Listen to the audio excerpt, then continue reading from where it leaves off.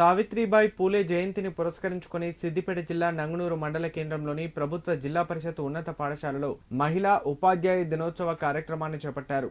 ఈ సందర్భంగా పాఠశాల మహిళా ఉపాధ్యాయునిలను శాలువాలతో ఘనంగా సత్కరించారు. ఈ సందర్భంగా పాఠశాల ప్రధాన ఉపాధ్యాయులు రామస్వామి గౌడ్ మాట్లాడుతూ దేశం గర్వించదగ్గ గొప్ప సామాజిక విప్లవకారిణి, సంఘ సంస్కర్త, రచయిత్రి సావిత్రిబాయి పూలే అని తెలిపారు.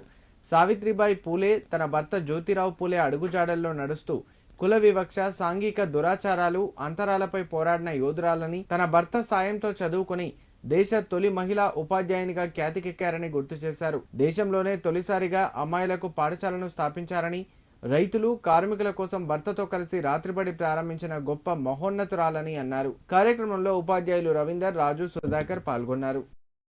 మహిళలు ఈ విధంగా చదువు లేకుండా ఎందుకు ఉండాలి, అనగారిన బడుగు బలిగిన వర్గాలు ఇట్లా వెనుకబాటుతనంతోనే ఎందుకు ఉండాలి, మేము కూడా ముందుకు ఎందుకు రాకూడదు, సమాజంలో మేము కూడా ఎందుకు గుర్తింపు పొందకూడదనే ఆలోచన ఆమెకు రావడంతో ఆమె ఏం చేసిందంటే 1848లో వాళ్ళ భర్తతో కలిసి ఒక పాఠశాలను ఆమె ఏర్పాటు చేయడం జరిగింది.